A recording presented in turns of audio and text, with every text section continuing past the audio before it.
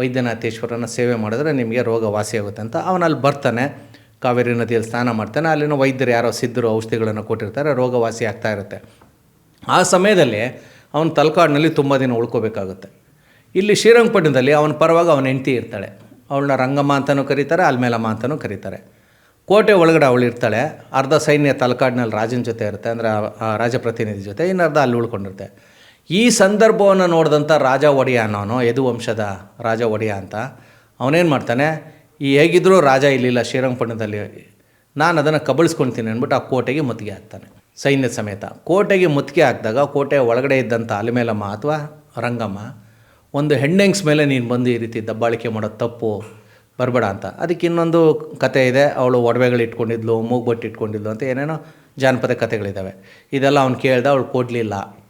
ಆಗ ಅವಳೇನು ಮಾಡ್ತಾಳೆ, ಧಿಕ್ಕರಿಸ್ತಾಳೆ. ನಾನು ನಿನಗೆ ಶರಣಾಗತ್ಲಾಗಲ್ಲ, ನನ್ನ ಗಂಡ ಹುಷಾರಿಲ್ದೆ ಅಲ್ಲಿ ಮಲಗಿದ್ದಾನೆ ತಲಕಾಡಿನಲ್ಲಿ, ನೀನು ಬಂದಿರೋ ತಪ್ಪು ಅಂತೇಳಿ ಏನೋ ಪ್ರತಿರೋಧ ಒಡ್ತಾಳೆ. ಆದರೆ ಅವ್ನು ರಾಜ ಒಡೆ ಇದು ಯಾವುದೂ ಕೇಳಲ್ಲ, ಬಲವಂತವಾಗಿ ನುಗ್ಗು ಬಿಡ್ತಾನೆ. ಆಗ ಅವಳು ಏನು ಮಾಡ್ತಾಳೆ, ತನ್ನಲ್ಲಿರುವಂಥ ಒಡವೆಗಳನ್ನೆಲ್ಲ ಒಂದು ಗಂಟು ಕಟ್ಕೊಂಡು ಕಾವೇರಿಯ ಶ್ರೀರಂಗಪಟ್ಟಣದ ಅರಮನೆಯಲ್ಲಿ ಯಾವುದೋ ಒಂದು ಗುಪ್ತ ದ್ವಾರದ ಮೂಲಕ ಹೊರಗಡೆ ಬಂದು ಕಾವೇರಿ ನದಿಯಲ್ಲಿ ತೆಪ್ಪಗಳು ಅಂತ ನಾವು ಕರಿತೀವಿ, ಹರಿಗೋಲು ಅಂತೇಳಿ, ಅದ್ರಲ್ಲಿ ಕೂತ್ಕೊಂಡು ತನ್ನ ಗಂಡ ಇದ್ದಂಥ ತಲಕಾಡಿಗೆ ಬರ್ತಾಳೆ, ಅಂದರೆ ನದಿಯ ಮಾರ್ಗವಾಗಿ.